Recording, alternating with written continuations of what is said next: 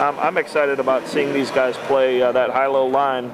Coach Gumbert is notorious for running these high-low lineups, and it's really going to be exciting to see these guys develop. All right, just to show you who's out on the court here, we have number 8, Scott Hodgett on the court. Number 1, Norm Leidick. Of course, Mark Zupan, number 3, and Shinichi Shimakawa. That's for Texas. The game has started, and there goes, it looks like an easy score there for the Gunners, the first one. That was number 9, Nick Springer. So I guess in the beginning everything does count. You think sometimes it doesn't matter, but look at this, we have a couple guys just hanging in there, sitting together. What's going on? Well, we're trying to get a back pick with Hovron dropping back into the key. The idea is that they're trying to slow the game down and keep the speed of Texas contained. So they're going to try to pick out a player to make the matches up in the half court a lot easier. Norm Leidick is a very experienced player, so he'll keep their low pointer at bay and allow the speed of Texas to try to match up one-on-one with the speed of Hovron. And that was Japan who scored that goal, and after what looked like a nice block. Looks like there's another easy score here for number 9. And Nick Springer again, second score. And Springer's not known for scoring, but the idea is that he plays the back door well and will take all those wide open goals. Texas will put a lot of pressure up on the ball and leave the back door open, and that's where Springer will score a lot of goals.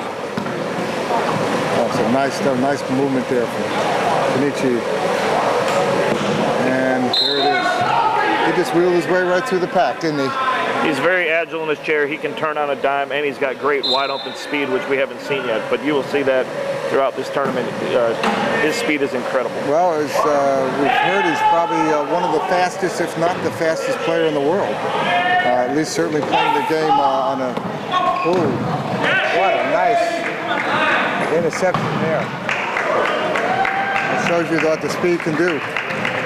The speed and being in the right place at the right time, playing those passing lanes. Again, Coach Gumbert has put these players in a great situation. He'll mix up the defenses and will create a lot of turnovers. We have Gunners with the ball, looking for easy pass there, and Springer again for another goal. So far we're seeing a very even match out there. Like you said, you thought this was going to be like a gun and run kind of game. Is that a... Well, Hovron wants to keep, they want to keep Texas from not running up and down the floor, so they're going to play a lot of ball control, and Texas is comfortable with playing that as well. I think the biggest thing is to see how well Shimakawa and Zupan work together. Oh, that was a nice move there. Shinichi found the hole, stayed there, waited patiently, and Mark found them. I want to talk about Norm and some of these other people who really are the key blockers that open up these lanes for these speedsters to come through. Well, a lot of times the low pointers don't get the credit that they do, but Norm Leidick and Scott Hogshead are two of the best in the game. They come down, they do the blocking, they do all the things like in football that a lineman would do. They don't get the recognition like Mark Zupan. But if you didn't have good low pointers, your team will not be successful. That was Nick Springer again for another goal. The score is even 4-4. 5 minutes left in the and 45 seconds left in the first period. And Zupan moving the ball, trying to find a hole there. Shinichi also, everybody's coming in. Scott moves in and still hasn't found it. He's got 16 seconds left. Up, Shinichi. Shinichi moves across and a score. You can see they've had some planned plays that they've been using here. A lot of the half-court offenses have been developed and looks very similar. Texas runs several different reads in their half-court. Ooh, steal by Shinichi. Springer with a bad pass. Shinichi had the ball. Turnovers are a key, as we saw in your game with the Rattlers. The turnovers and possession are a big part of this game. If really, you have to think of it as you have to pass, catch, and push the ball. That's all you're doing. You're not putting in a hoop or anything else. So turnovers are key. Well, Mark runs around, finds the hole. Scott was good on locking in number 9 there, Nick, from being able to do anything in defensive. It's a 6-4 game now. Brown has an advantage because Shimakawa has an equipment timeout, so they have a 4-on-3 advantage. Right. And they take advantage. Nick again with another score. So Nick has been the go-to guy, and that's not exactly what you expected for him to be scoring the goals as much. That's a little change of strategy. Well, considering he has all 5 of their goals right now, that's quite surprising. He is not the main offensive threat. He's their number 3 player on their team, and the fact that he's scored all their goals right now, that could look good for Hubbard later on in this game. Yeah. Okay, Mark moving, looking for a hole. Boy, he's not afraid to hit him. Comes in and pushes his way through. Mark loves contact. He's a very aggressive player. He's a great guy to have on your team. I mean, from an offensive standpoint, very solid offensive player. Shinichi, the race to the ball.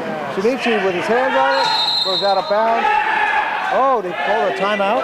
Shimakawa made a great play, got the timeout. You know, the neat thing with him is he's been playing in the U.S. for 3 years, and his English has gotten a lot better. And to me, with the English language being a second language for him, being able to communicate with an inexperienced official is pretty important. Well, there is a universal sign language, the T, timeout. But you've seen it in many sports where someone falling out of bounds and timeout, and that's a classic right here for good heads-up play. Not only great hustle. Yeah, hustle to intercept and then to grab that ball, and even though otherwise it would have been a given ball been back to the gunners. Here we go. Scott has been inbound in the back here. You could ask. You could ask one of the other kind of action. Ooh, interesting hit. That was a hard hit for Nick. He wasn't happy with that, and Shinichi found Mark Supan for another score. Well, Hogshead is a great inbounder. He's got great eyes. He's a great athlete. He's got great court vision and a good leader. Yeah, as you said, he's the vocal leader of the team, and everybody will remember in Murder Ball, he was the one I think was pushed off of a balcony. That was his story. That's right. Close to his accident. Look how fast number 11 is to get free. That was Connor. Pass. Okay. Connor's trying to find a hole. Can they find one? Looks like they did. Nice movement there from Pat O'Connor. The score is 8-6 here, and still in 4 minutes left of the first period. Mark Supan with the ball, trying to in traffic, trying to find a hole. He finds a hole, and he's going free. Can they block him? Scott there with a nice pick. Mark's still moving the ball, and he finds the hole. That was nice picking in the middle. As you said, the low pointers are key to this game, and they're the often unseen ones because you don't get goals from them. But Pat Stone up to Nick Springer. Nick, can he grab a ball? Yes, he does. Score 9-7. Gunners with another score, and Nick has been keeping them alive in this game. And a lot of times people look at a player like Nick Springer or Bob Lujano without having the arms and, oh, well, how can they play the game? I mean, they have tremendous body awareness as far as using what they have. It is Springer has great speed, and he's got a good knack for the ball. That was good court sense. They found Shinichi waiting for the ball and just gave it to him. And key to moving without the ball is another part, right? Just to find the hole, be open, and be looking for where. Filling in the backdoor play, you know, a lot of times, just like any other team sport, you want to have good court balance, and if you have good court balance and you function as a team, and there's an example of bad spacing on your team. You have the top 2 players of their team side by side at the half-court line. Mike Whitehead was forced to throw the ball to Pat O'Connor, and it resulted in bad play because of poor spacing. Yeah, there's not much Pat could do with that ball. It was behind him, and that's what tough defense. Texas is playing with a strong group here. We have a little bit of a timeout here. Is this equipment timeout? It is an equipment timeout for Rick Marshall. You know, the big thing with Texas as well is that they have one real strong line. Their other lineups that they have coming in are weaker players or not as experienced players. So they, like us, there are a lot of teams here that have one strong line, and then once we go to our bench, it becomes a little bit weaker. The Lakeshore team, we have 5 experienced players here, so feel pretty good about our shot. But and you have 5 experienced players and no more. So I noticed in the first half you were doing a lot of key defense to kind of maybe rest people for a little bit. And was that your thought on that, or? Well, rugby is not only a game of attrition during the game, through the progression of the game, but it's also throughout the progression of the tournament. So we play 3 games today, 2 tomorrow, and 1 on Sunday. So the idea is we're playing Texas next, and we want to make sure that we keep our guys fresh. 3 of our players cannot get a substitution, but Willard and Joel they can trade back and forth. And if we can keep 2 of the guys fresh, maybe it'll give us an advantage later on in the tournament. Well, and Texas, being that they're playing 2 games back-to-back, that might be a little bit of a advantage for you. Hopefully, they may be a little more tired. But this team doesn't look like they're tired too easily, do they? They all train very hard. Their conditioning is pretty well. Norm Leddick came from a track background. His conditioning is pretty strong, and really, Coach Gumbert has implemented a lot of the training that we did with Team USA. He was an assistant under me for the 2004 team, and now being the head coach, he understands what the value of conditioning is. Okay, wow, what a pass, what a pass. There was a possible turnover there. Nick tried to grab the ball, couldn't get it. Shinichi grabbed it, and then a nice pass for a score. And we have 11-7 game here. Texas has made a 4-point game here. The Rattlers come back with a goal with Nick Springer again. Has Nick, anyone else scored for them? I think Pat O'Connor scored for them. I'll tell you what, Nick has been the monster on the offense for them. Springer has scored 7 of their 8 goals, so they... After the race with Mark, you find Shinichi, and that's an easy goal. And again, you can tell this is a forfeit game because you have 3 Class 3s on the court. So currently they're playing 11 points against Texas's 8 points, which Texas is going to play hard and win it on the scoreboard. There's goal number 8 for Springer. Yes. Considering you have 3 3-pointers on the game and the scoring still by a 2-pointer, right? That makes for an interesting thing in the way of looking at it. We have somebody over.